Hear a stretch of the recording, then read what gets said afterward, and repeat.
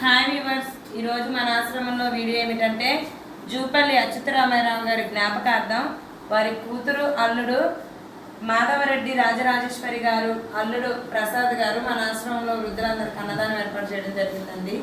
జ్ఞాపకార్థం కాబట్టి అందరూ ఒక్క నిమిషం మౌనం పాటించండి.